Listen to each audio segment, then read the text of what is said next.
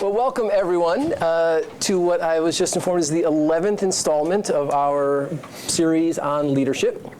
I think that some of you have been with us before, and I think as you've seen from some of these sessions, the meaning of leadership, lots of people have different interpretations, but the sense that there's not enough of it is something that is widely shared amongst many of us here in Washington.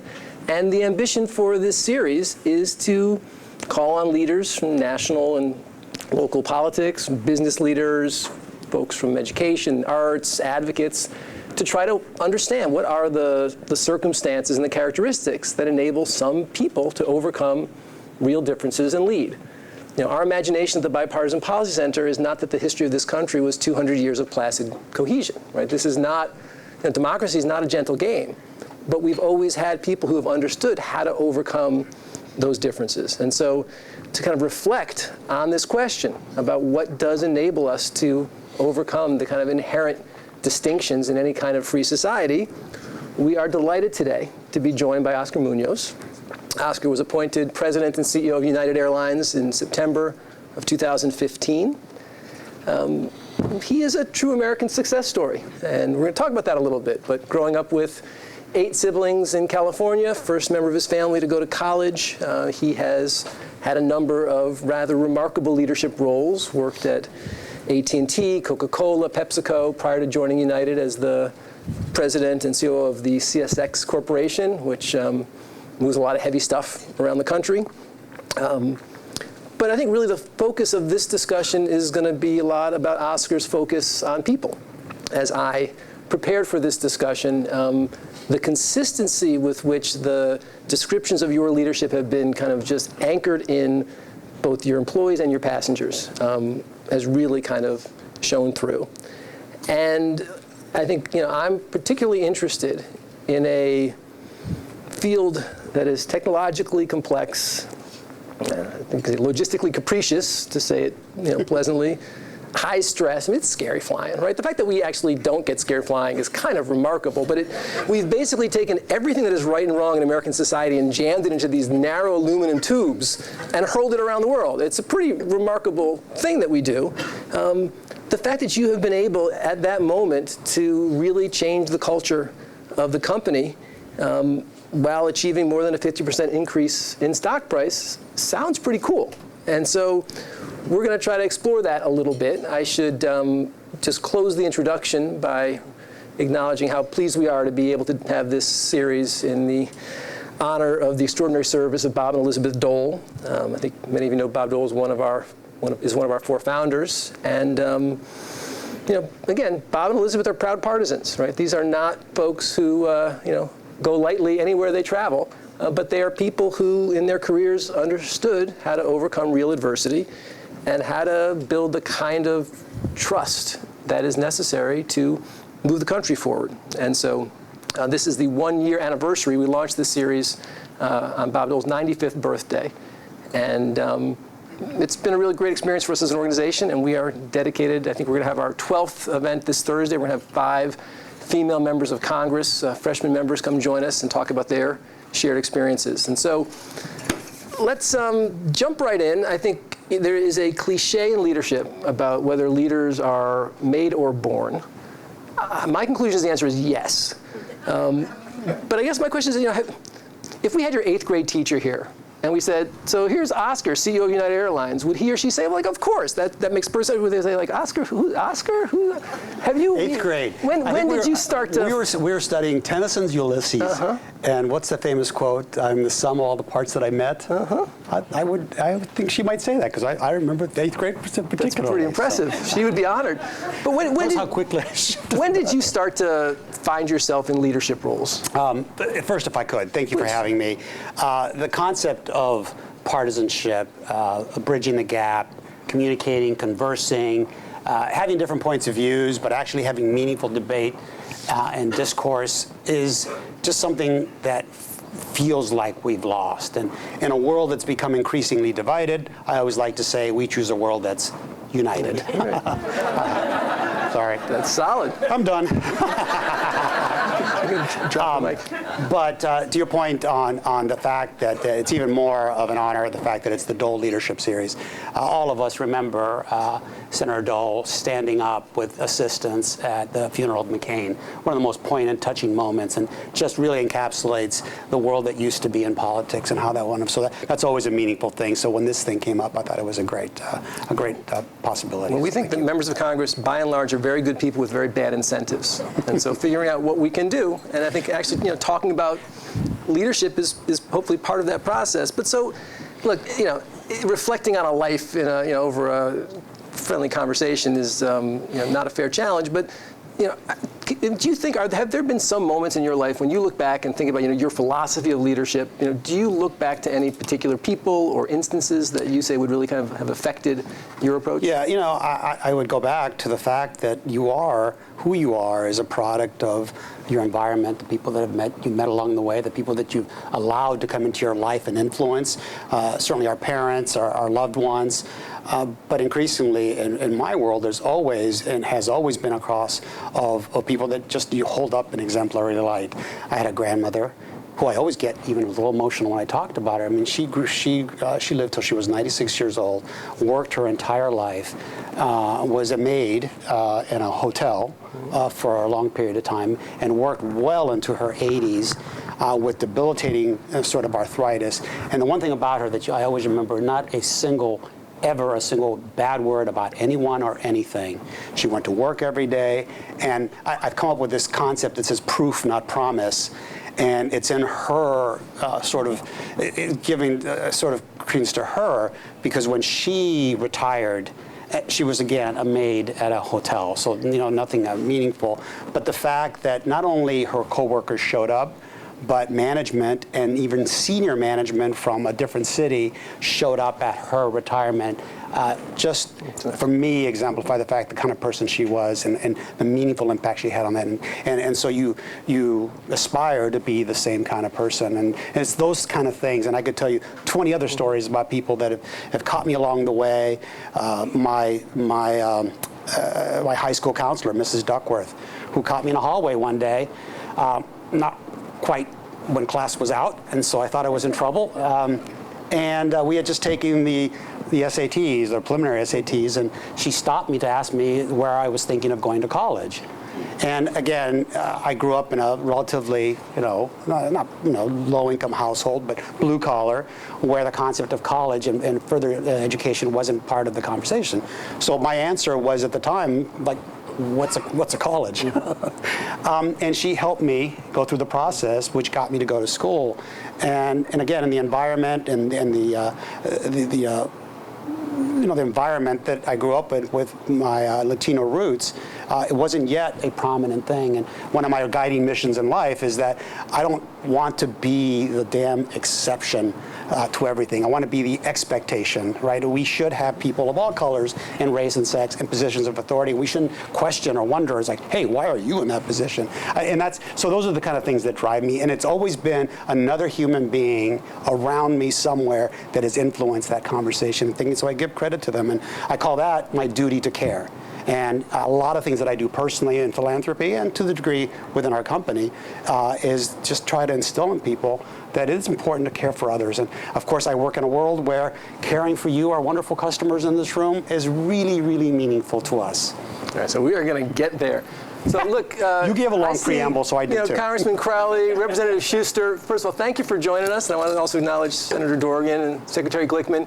We got some seats up front. Now, if you guys want to, I know you got to run, so you're hanging out by the bar. All day. Crowley and Schuster. All right. Is that Bill? That's Bill. Bill by the bar. Schuster, just private guy.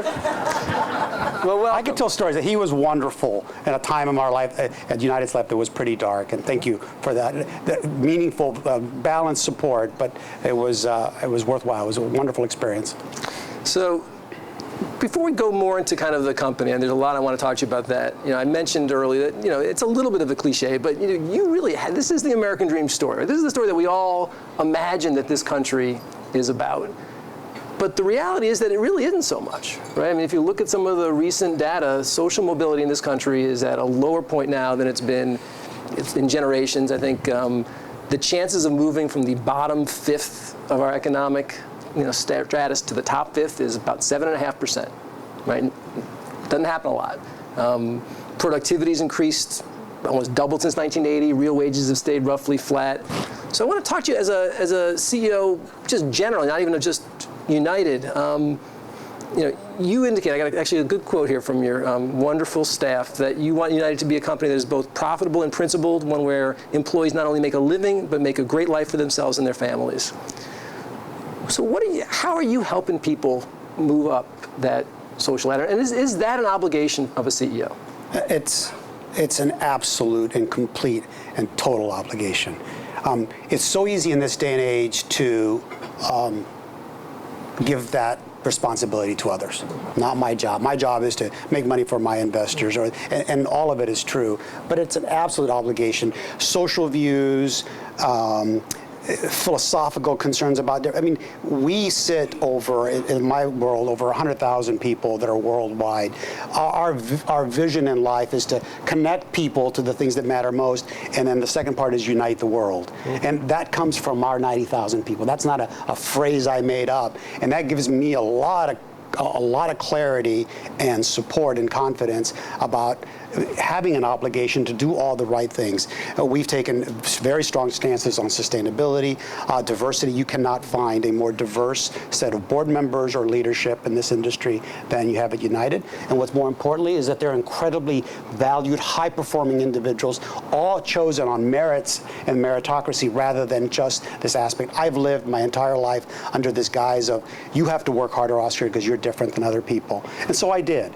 And when I counsel folks, and whether it's the Latino or any diverse space, I just say that the fact of life is we do have to work harder, plain and simple, and work harder we shall. But increasingly, more and more people are getting into positions that don't look like me. They look more like a standard, I guess, if you call it CEO, who are beginning to see the value of the diversity of thought and capabilities, and it's really making a meaningful difference. So the obligation is to continue to do sort of not only use the words, but more importantly, again, back to this proof, not promise, to put people in place and positions and in charge of things that are meaningful, and you watch them grow. And then we have the kind of, you said 50%, I think we're closer to 90% stock appreciation. It makes a difference when you have success, and again, this concept of profitable but principled along the way is meaningful. So yeah, there's a damn serious obligation. So let's talk about Wall Street a little more, because when I had the pleasure of talking to a lot of CEOs, on these basic questions of kind of shareholder versus stakeholder is kind of the simplistic frame, right? Is the obligation, Milton Friedman, every 90 days maximize profits, or is it my community and the country and liberty? People basically say, look, I'm with you, but Wall Street is an aggressive partner. Yeah. And when you took over the company, I think one of the first signals that you were really thinking about it differently was executing a lot of those labor agreements that had been open-ended for a while. So I'd love you to just talk about why that instinct, but also you got a little cringy response from Wall Street right up front. So just explore this stakeholder-shareholder question, where I'm just really interested in how you think about it. Sure. This is where I think people mistake the emotion and drive and purity around principles as being too touchy-feely and soft. That, well, Oscar just wants to treat people well, and that's all we're going to do. We, from almost day one, we have had a very definitive, structured, strategic plan of attack about what we needed to accomplish in order to get where we are today. And so you've got to have that plan. That takes care of all your constituents, not only your community, your employees, your customers, but of course Wall Street. And sometimes not everyone understands what you're doing, because in this world, there's no good deed that goes unpunished, certainly. And so having the plan that, we all hear it, in order to take care of your customers, you got to take care of your people first, right? How many books have been written about that? Everybody says the words. Who does it? Well, our team from the onset said, you know what? Here's the problem in our company. We have grown disenfranchised, disengaged, and therefore we need to regain the trust of our employees. And one of the mechanical things about regaining the trust was taking care of, at one point in time, 5-6 year long contract disputes with our flight attendants. Who touches you as a customer more?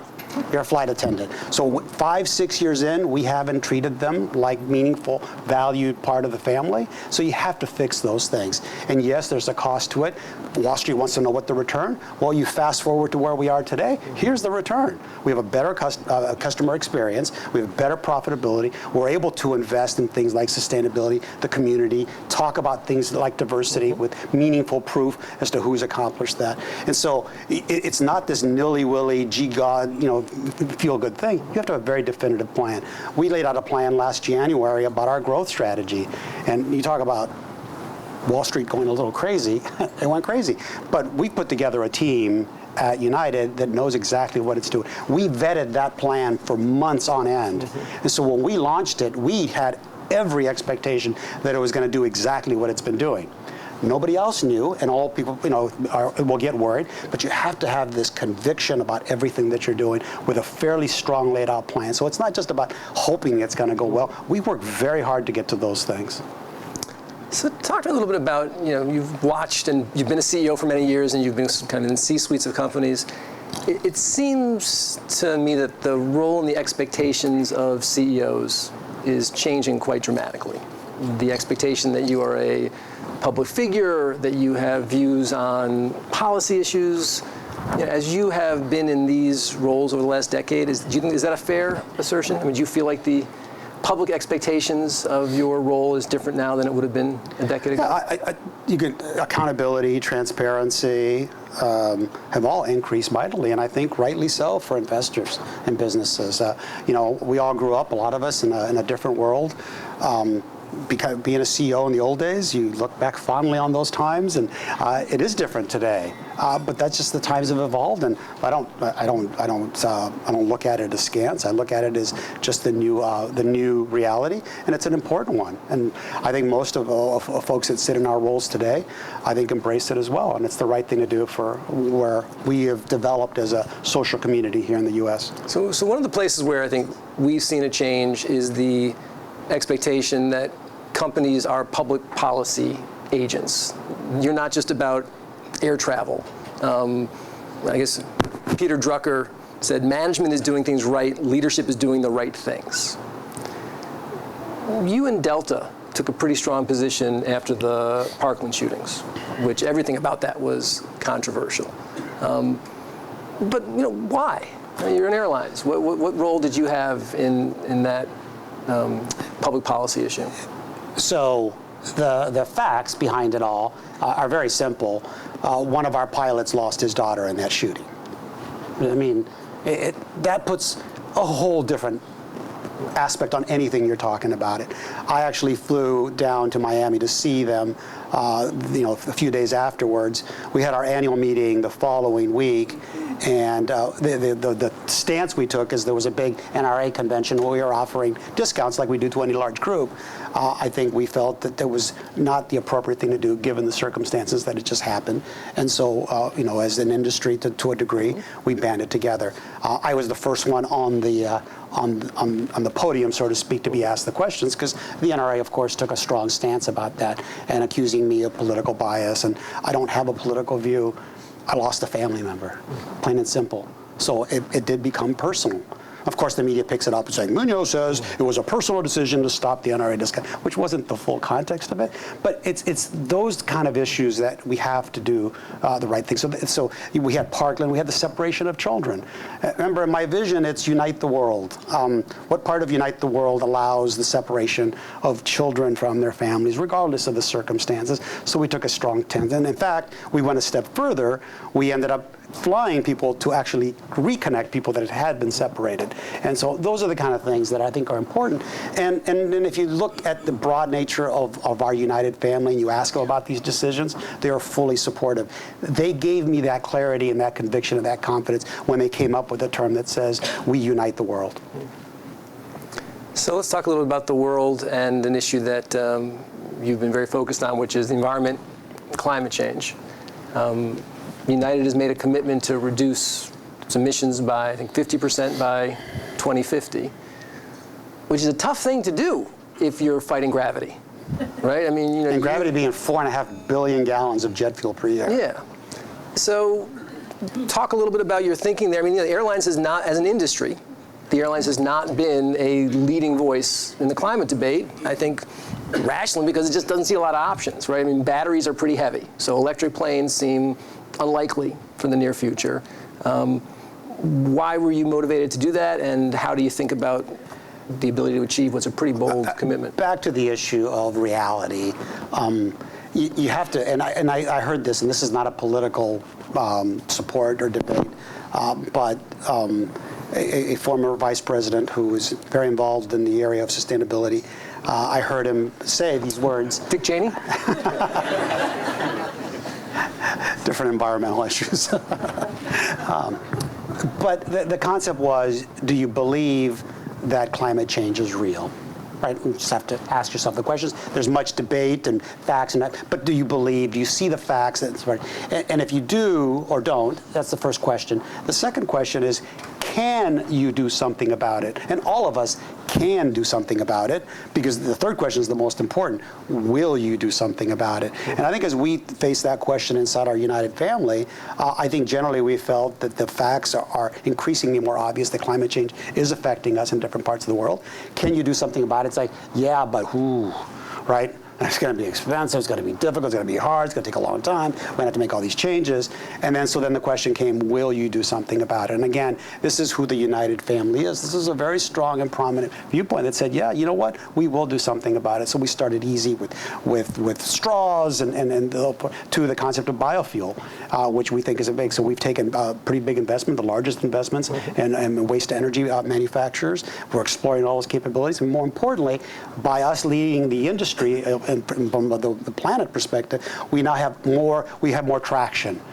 We have people, and I believe Delta's come out recently with a similar pledge. I just was working with what we call IATA, which is the International Association of Airlines, and we're working that. And just as we're beginning to do that, this whole concept of ESG that a lot of you know about is all of a sudden beginning to kind of rear its head. And it's wonderful to be ahead of that with known focus, known sort of lines in the sand about this. It's an important topic for us. So again, we can only bury our head so long.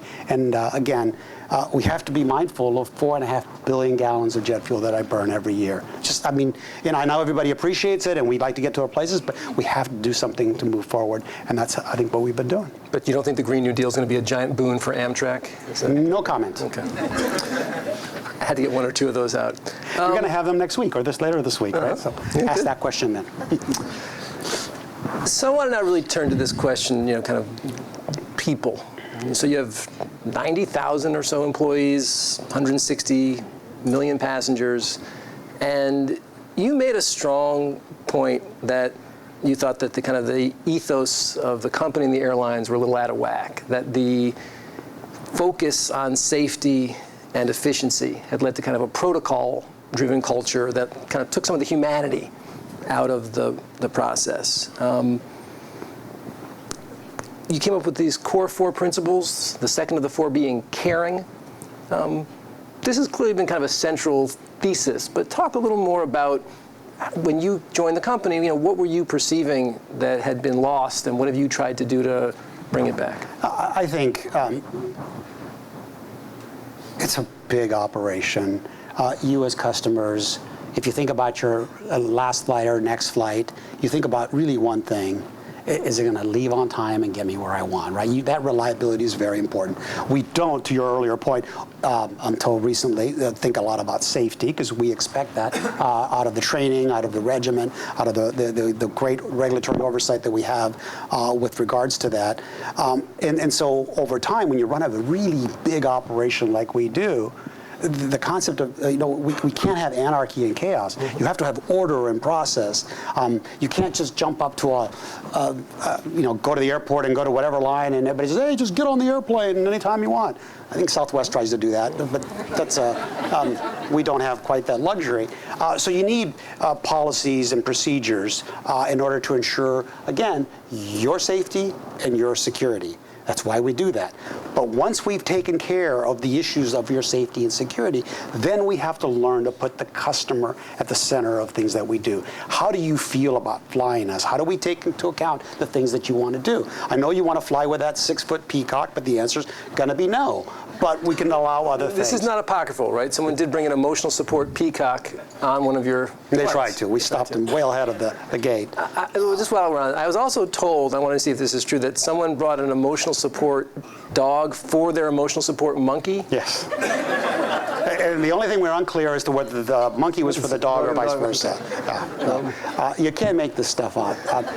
And so, because as you think about all the logistical things that have to happen, right, to get a flight in the air, we have a lot of rules, right? And if you sit outside and watch of a gate as a plane is being boarded, you'll hear many people come up with, hey, can I sit next to my friend? Can I bring this? Can I bring this, 30-pound bag that's, my third? And our answer is, and has to be to a degree, no. Not because we don't want you to, but because somebody's already sitting next to your friend. In order to move you, we have to move. There's all those practical things.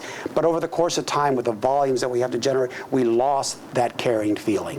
Where it's like, how do we tell people no and explain to them in a meaningful, sort of impactful, personal way? They can do that. But at the same time, create an environment where we don't always have to say no. We're building digital tools. We're building all these different things. But at the heart of the matter, the interaction you have with us is with another human being.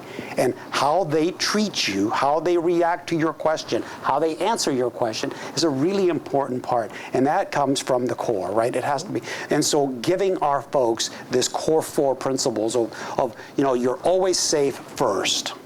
And then the other 2 are dependable and efficient, which you would expect a big company to say, right? But the second most important thing is caring.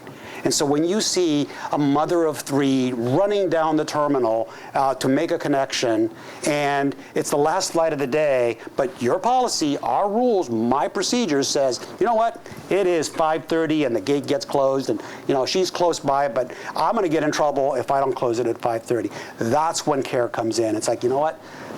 I'm a mother of 2, whatever. It's like, I'm going to just wait a little bit. And allowing that in a culture that's been so fixated on following rules and procedures, that's why we put that into place. And it took us, and it's taken us to continue this point, a constant affirmation and education and explanation of what it is. We have become so entrenched in policies and procedures that people wanted to know, well, in that example, Oscar, how many minutes can I care for, right? Is it 2 minutes? Is it 6 minutes? And all that sort of stuff. But again, that bred another thing we just created, something called Connections Matter. We actually built technology, big data, AI kind of things. We know where these aircraft are going. We know wind patterns. So we know how long a plane can delay and still make the further connections, right? Because, in a plane of 130, 150, 160 people, most of them are on board. That family of 3 is a small number compared to the rest. So our policies always said, well, let's let the masses get to at the point in time. But if we have room, we know we have room, let's wait for the plane. Now, that hurts us because our on-time metrics will decline. And you will read from the press, well, United Airlines service degrades. But you know what? We've been doing it in 2 cities today, and we have saved 25,000 connections. Now, that may not be a lot in a world of 160 million people, but you know what? If you're one of the 25,000 people, you care a damn hell lot about what that is, because it made you feel good about, hey, somebody's waiting for me. And our average delay is 4.5 minutes.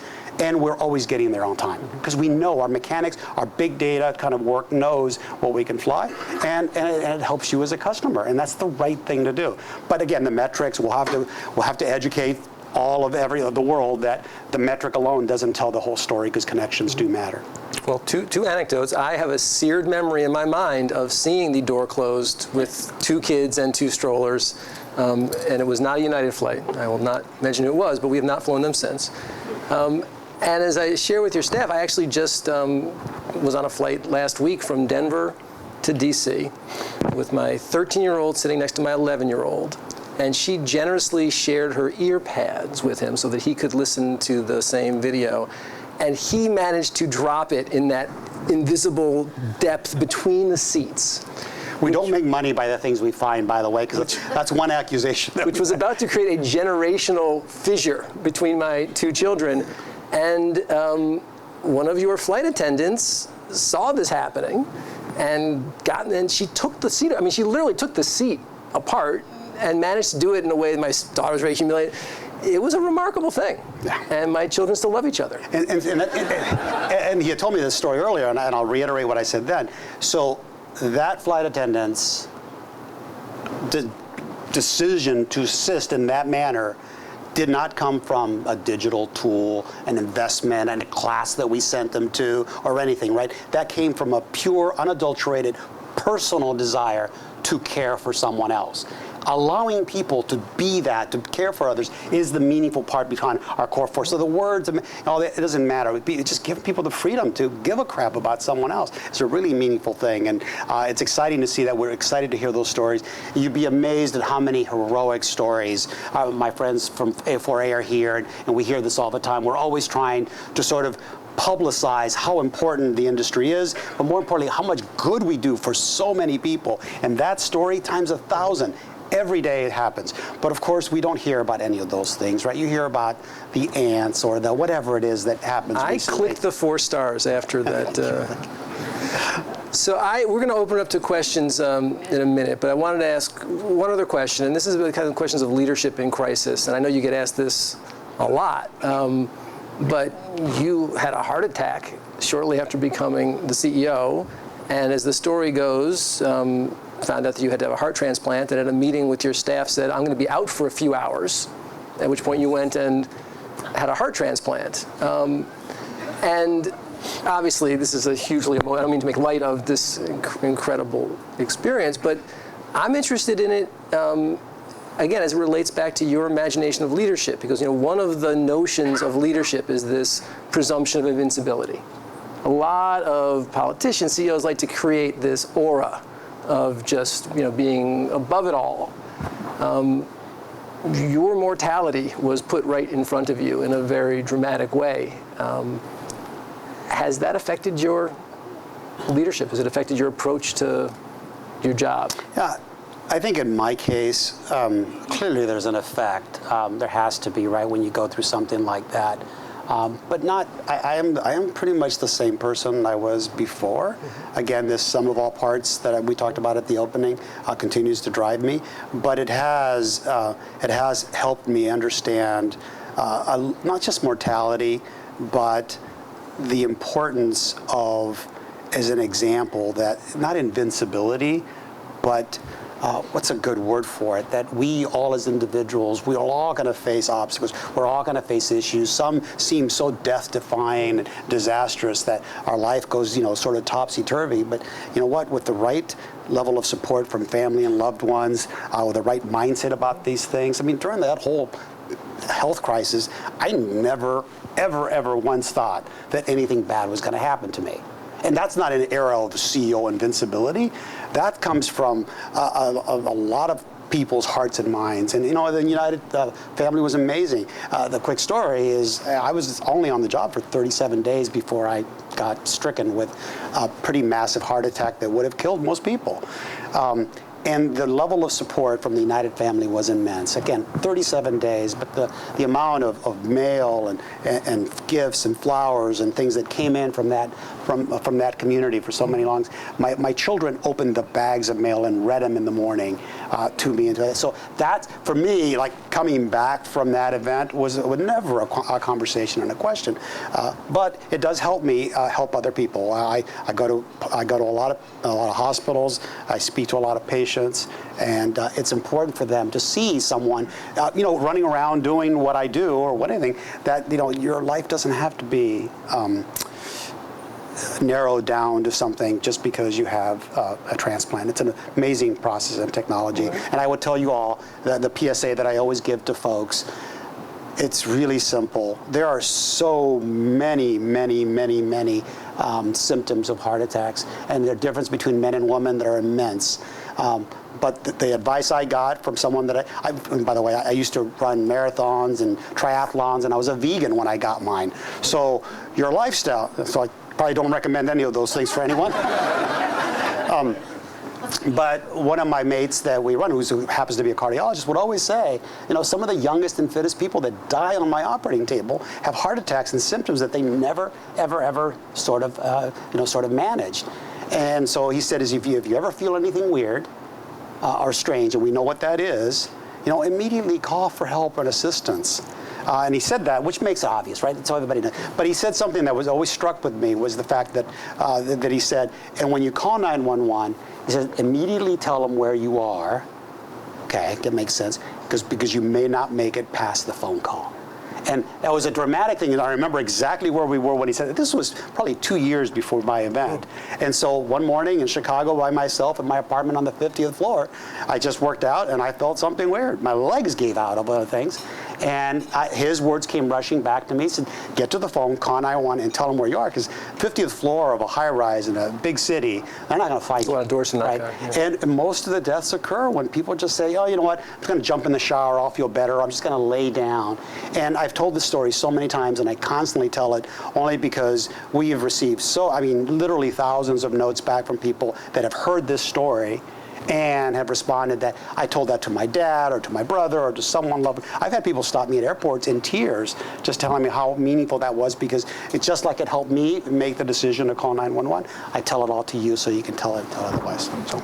And it must give you some perspective when the crisis is whether you bring back tomato juice or not, right? I mean, So we have time for a few questions. I'm looking over to the cheap seats because I think, Schuster, I know you've thought about airlines a little bit, so there's a put over there if you want one. Leaking over here. But Secretary Glickman? First of all, let us know who you are, please. And Dan Glickman, and compliment and a question. There's no question that your service has materially improved in the last couple of years. And that's not just because I want my global services renewed. It is because, in truth, there is a remarkable difference in how people are treated on an airplane. So all the carriers, but I fly United more than anything else. I'd like you to comment on the kind of the elephant in the room, the 737 MAX 8. And how you as an airline responded to that when you were so reliant on getting these new airplanes and that they were certified by the FAA, and how you've dealt with that particular crisis, because sure. It's probably been the most serious crisis affecting the airline industry in many years.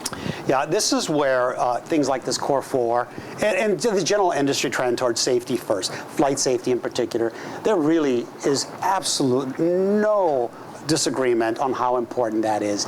Any airline, any place you see, certainly in the United States, anything that could affect flight safety is immediately dealt with. I mean, once we had, I think that the decision process was, do we have facts and data that support a grounding? And that's important because to return an aircraft to flight, you have to use the same facts and data. There was a lot of emotional sort of issues around the world that said, hey, so-and-so did it, so you should do it as well. I think the FAA did the right thing, as we've always done. We have the best safety record in the world here with the FAA. And what they were doing is they were doing their data and they're doing their analysis. And once, through all that analysis, once we learned the right facts and data to do this thing, we had that plane grounded. And literally in 5 minutes, the decision was made and ready to go. So that's how we dealt with it. How we deal with it going forward, it's like this aircraft will return to flight at the right time with all the right level of support from not just the U.S., not just all the U.S. airlines, but around the world, so that everybody feels comfortable. It's important for people to feel comfortable back and flying. So it's going to, yes, we take a hit. There's all sorts of issues, but again, remember, profitable but principled. It has to be, and there's no bigger principle than you would have us have other than your personal safety. So that's the way we'll follow it. So, yes, sir. Yep, I'm fine. Peter Summer with Capital Intel. Peter Summer with Capital Intel. This is sort of a bipartisan issue, which started with Obama and still goes on with the President Trump now, regarding Gulf Airlines flying into the U.S. I just flew from Malpensa to JFK on Emirates. Qatar Airways has a controlling stake of Air Italy. Etihad has Alitalia for now. How big of a problem is that for you? And also the second part of the question is, do you think we should get rid of our foreign ownership barriers from European U.S. airlines, allow cross-border mergers, like say Lufthansa, United, British Airways, and American? All my peeps are like, don't go there. I think the ongoing debate with the Qatar and the Emirates, I think has been chronicled well. Our point is that we don't mind a competitive playing field. We live in a competitive world. When it's so uneven with subsidies, that's the thing that we've been working with. It's like we can, I think the number was $50 billion over a decade that those airlines have been subsidized, and everybody disagrees with the number. And I always say, all right, cut it in half. It's still a hell of amount of subsidization that doesn't make it. There's a reason why no U.S. airline flies to any of the Gulf carriers. We can't. It's impossible from a financial perspective. So it is fiscal. It is real in our minds, and we continue to debate that. And so we'll continue to have those conversations. Them trying to take stakes in airlines like in Italy and flying them as, in essence, surrogates, we have a bit of an issue. We think that's a cheating. And again, we've been very prominent in those debates and conversations, and we'll continue to do that. And that conversation will happen again. Qatari government was all here last night. Did not get an invite to that dinner. But nevertheless, we'll continue to debate. With regards to the broader issue of ownership, that's an issue for governments to deal with. We have our views, certainly. But, fair and balanced competition and access to everyone is something that we all actually sort of support. What else?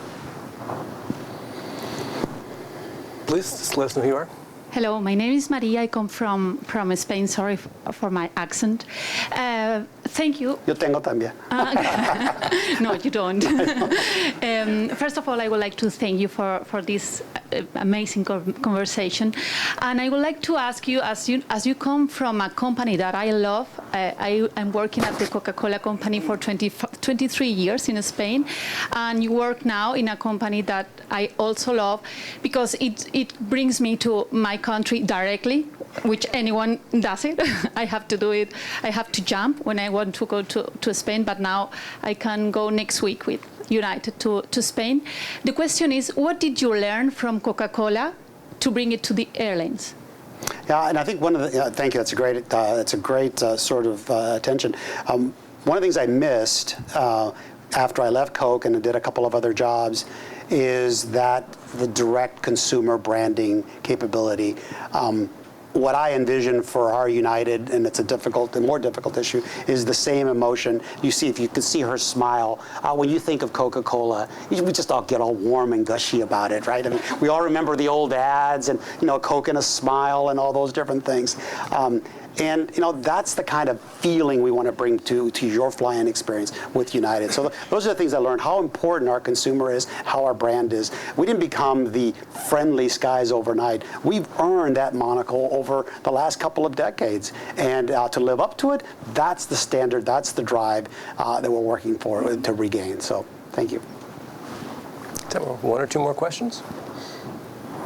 Right, well, I'm going to ask one on behalf of Congressman Crowley and Schuster, who are leading one of our infrastructure efforts, and it's on this question of NextGen and that technology and the partnership between the government and the private sector.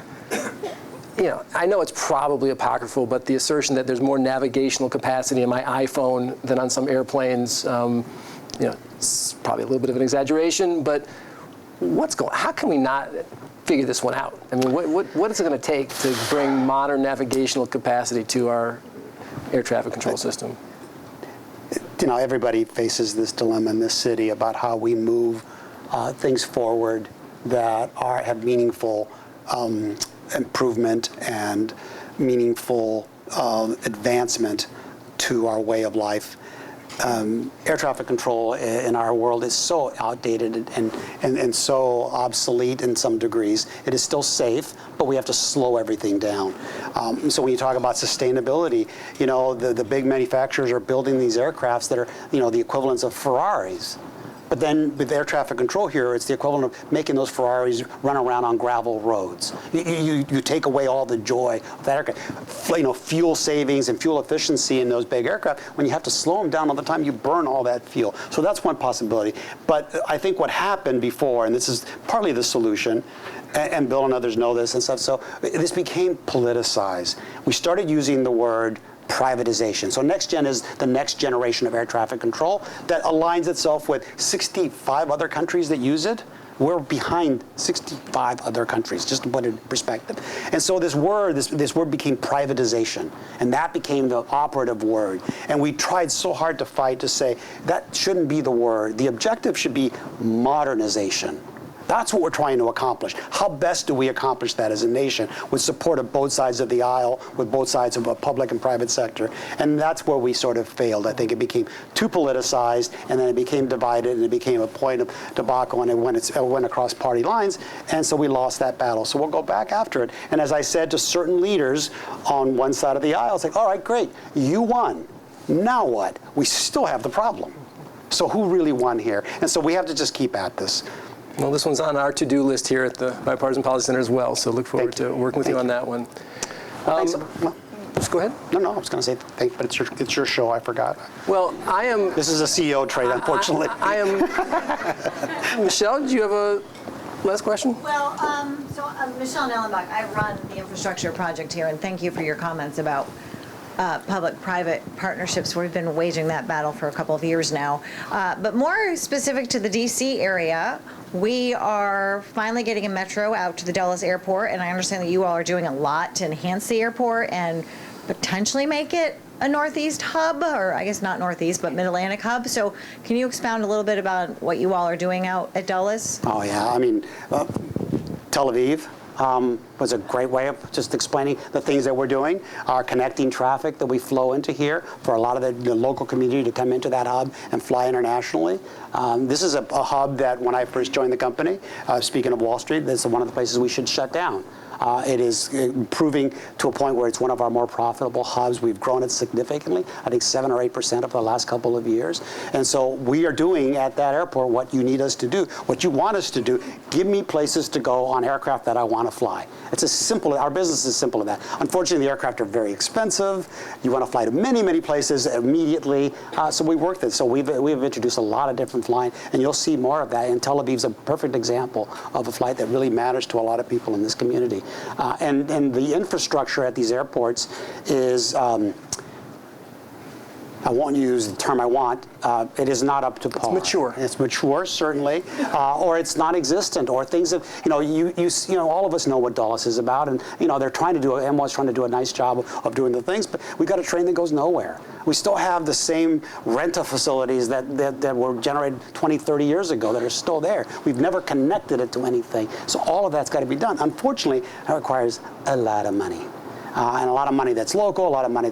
So infrastructure is a whole big thing for our country. And then we have the broader debate about infrastructure for our country, right? There's our roads and bridges and such. So I don't purport to be that's the thing we have to fix, airports. I think we have to fix all of infrastructure and how all that comes into play. It comes back to public-private partnerships, part of partisan sort of work together to accomplish the concept of modernization or gosh, when was the last time we fixed the highway system? Right? The 50s or 60s, right? So there's so much stuff for us to do that we can do together. This is a great nation with great prowess and great capabilities, but somehow, again, we've become divided, and I'll end where I started. We choose a world that's united, so that'll be the continued effort. That is a great way to close this out. I want to acknowledge that we have to close this out because Oscar has a flight to catch, and in the true demonstration of servant leadership, they will not keep the door open for him.